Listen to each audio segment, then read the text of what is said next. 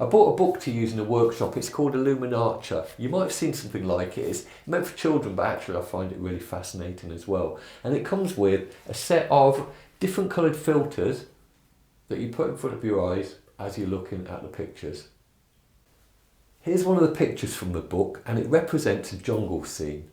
And as you'll see, there's lots of colours and lines, and you can probably make out a few shapes in there, but nothing's very clear. When you look at that through the red filter, now you can probably see quite clearly the animals that would be in that jungle during the daytime. When you change that to the blue filter, you can't see those animals anymore, but now you're seeing the animals that would be there in the night time. The green filter shows you the habitat they live in, but unfortunately that didn't photograph too well.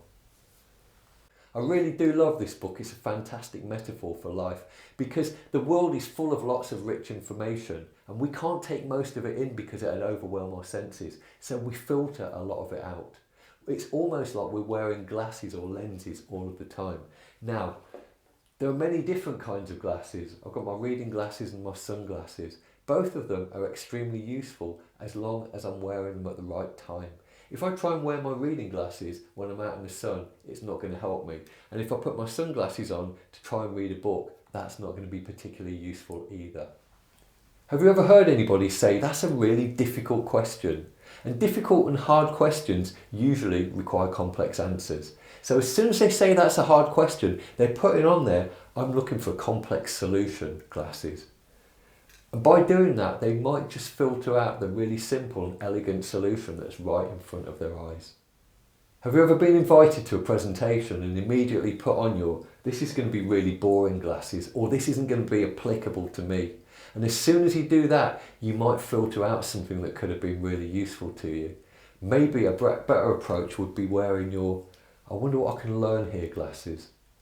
Here's a simple lens that you can apply to pretty much any situation, and that is there's a solution to every problem glasses. And you'll probably find that most of the time that's a lot more beneficial than your I can't do anything about this glasses. There are a lot of different ways that you can use this concept of filters and glasses, and here's just a couple for you. Before you start a piece of work, just pause for a moment and ask yourself, what glasses am I wearing today? What am I assuming to be true? Am I wearing my, this is going to be difficult and time consuming glasses, or am I wearing my, how can I make this more fun glasses?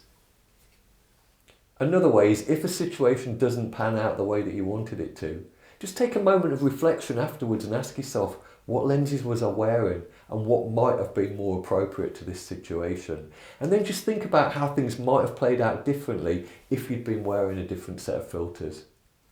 The concept of filters and glasses is an exceptionally powerful one, and the first step is to fully understand the simple truth that we really do see the world based on our assumptions and the filters that we put in front of our own eyes.